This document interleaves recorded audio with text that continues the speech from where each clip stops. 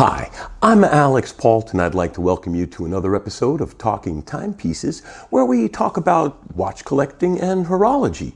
Today, we're going to talk about a watch from a company that made the first watch in space, a hand-wound chronograph from this company. Let's take a look.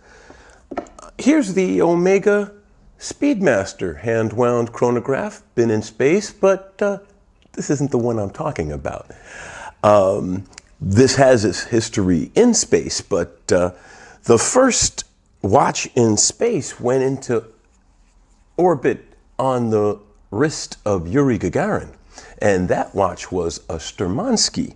And this is a Sturmanskie hand-wound pilot's chronograph. This was not the first watch to go into space.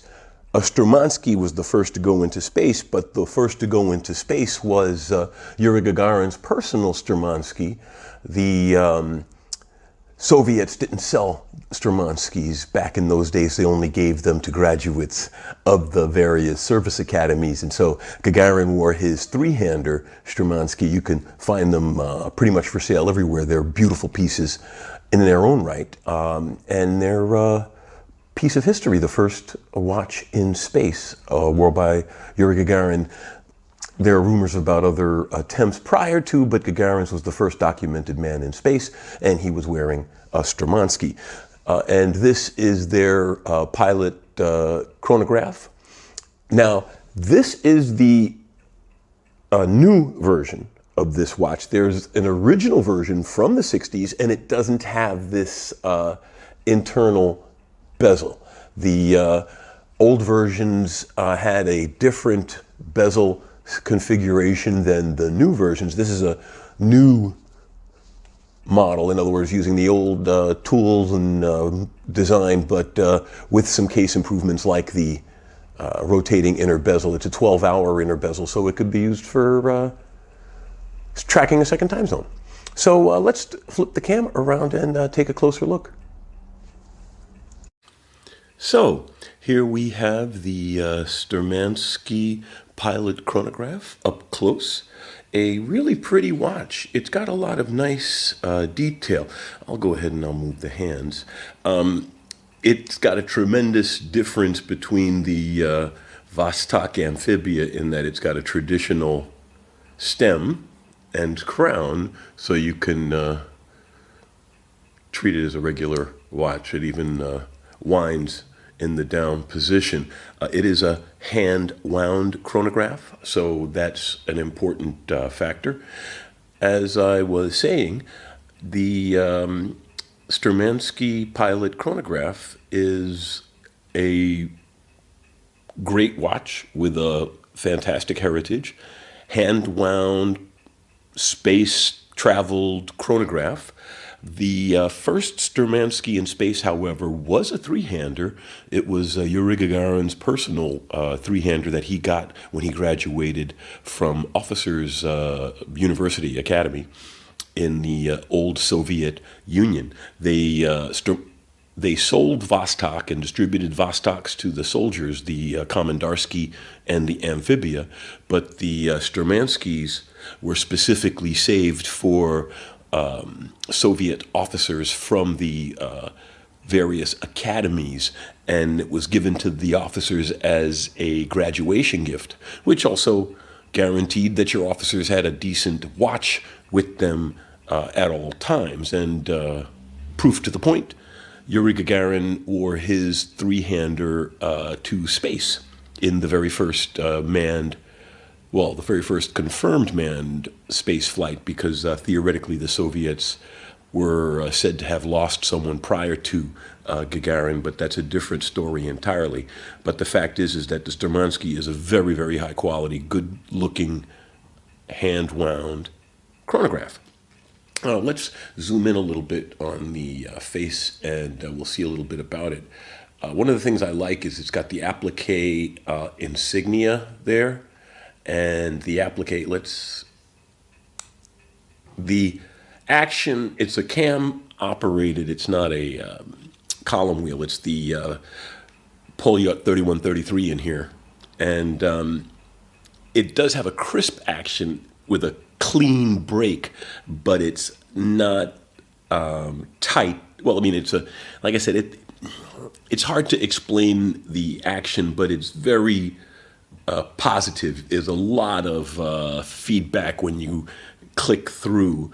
You really know you've actuated a mechanical device.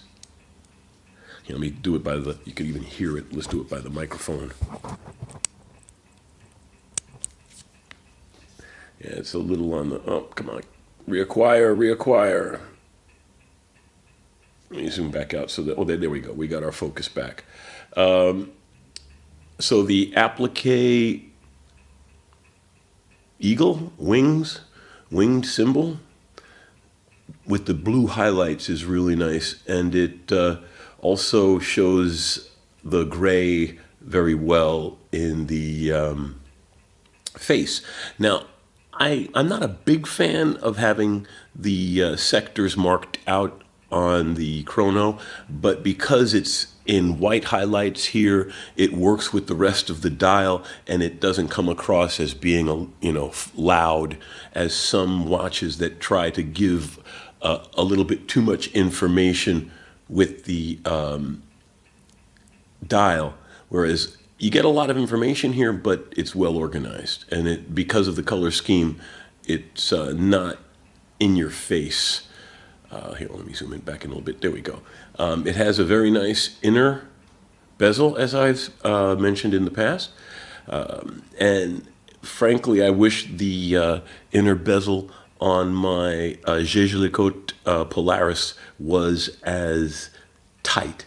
And this is a 700 euro watch, but very nice. The feel is very positive. The SIN 142, and there's a video on that one in the archive. One of my other space watches, actually, I sold that one recently to get my Mont Blanc Geosphere.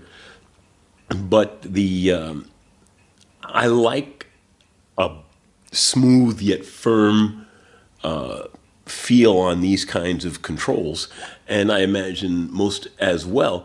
The Polaris is very smooth, but it can be turned by a breeze, and I would say that this one's not bad, but it doesn't feel as smooth in use. The SIN 142 currently is the winner as far as inner bezels goes. Not like I've been doing a lot of comparison, but I'll keep in mind as I go forward. Maybe one day I'll do an inner bezel comparison.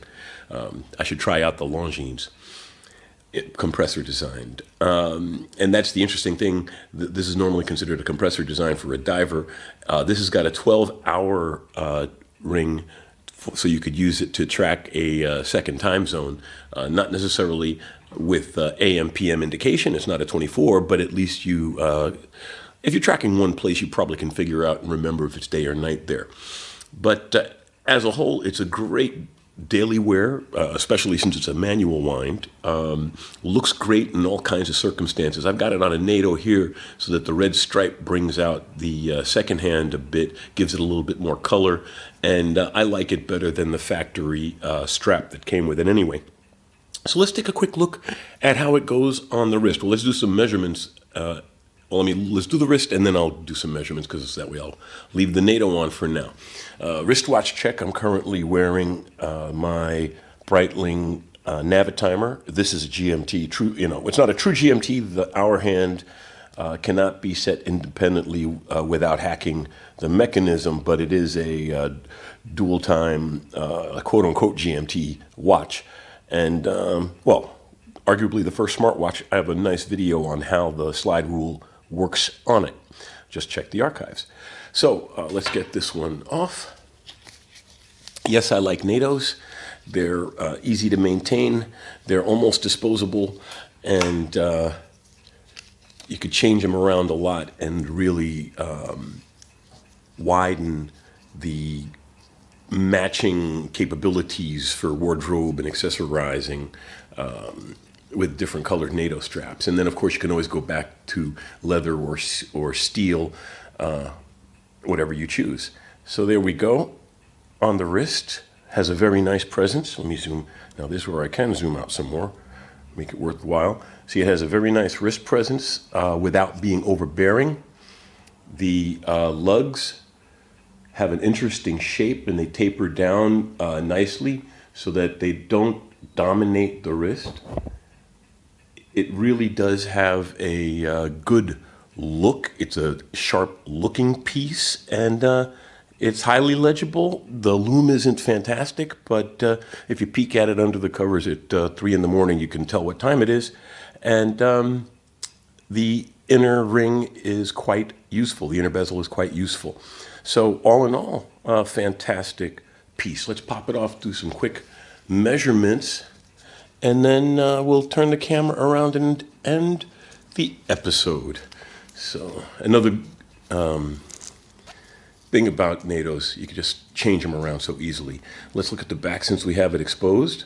Really nice Sturmanskie logo, Sturmanskie name, the various specifications, 3 atmospheres around the watch back. Nice presentation. I think this is a mineral crystal, not a sapphire crystal. Someone correct me in the comments if I'm incorrect, or I'll check myself. I'll correct myself if I am. So how thick is it? We're looking at about 14 millimeters. All right. And the width, let's check it from between to right above. So we're looking at a 39.5 millimeter case. Lug to lug, we're looking at 44.5, say 45 millimeters. And lug width is a straight up 20. So that's another nice thing. A lot of watches have 20, so you could swap all the straps around to the various pieces. So that's the Sturmanskie Pilot Chronograph, a sharp piece, a great daily wear, good quality, well presented, reasonably waterproof. I wouldn't do more than wash my hands wearing this. And but then again, it is a pilot's watch. It's not a Navy or diving piece. But all in all, just a really good-looking watch, suitable for daily wear, hand-wound chronograph, good legacy, nice looks. Polyot 3133 is a bulletproof movement. I believe it's kind of like a clone of the 7750, but basically a robust cam-operated chronograph. And all in all, like I said, a nice piece to have. I compare it favorably to the Navitimer. I mean, obviously they are different presentations, different watches, but this watch has as much presence and history as this watch, even though they're separated by an order of magnitude in price. And this is, you know, the presentation, fit, finish, build quality. It's not a comparison, but you could wear this out and no one's going to go, oh, wow, what a cheap watch, because it's not, number one, it's not a cheap watch. 700 euros is not an insignificant amount of money. And it's just a really nice piece. So great watch, good value, works well, robust, waterproof enough to get by on a day-to-day basis, and the inner bezel gives it a good secondary function. So that's the Sturmanskie Pilot Chronograph. Let's flip the camera around and tell everybody goodbye. So that was the Sturmanskie Pilot Chronograph. Fantastic piece. Could be your only watch if you wanted. It's a good piece at a great value and well worth the cost, and you could wear it every day. In fact, as a manual winder, that wouldn't be a bad idea. You can't get away with the cheat that winders provide. You've got to put the effort into it. So thanks for taking the time to watch this. Please subscribe. It's a hobby channel, but by subscribing, you know when I post, because I don't post on that regular basis, because it's just being here to satisfy the muse. And you out there, if you have any questions, please leave some, and I'd be more than happy to answer them.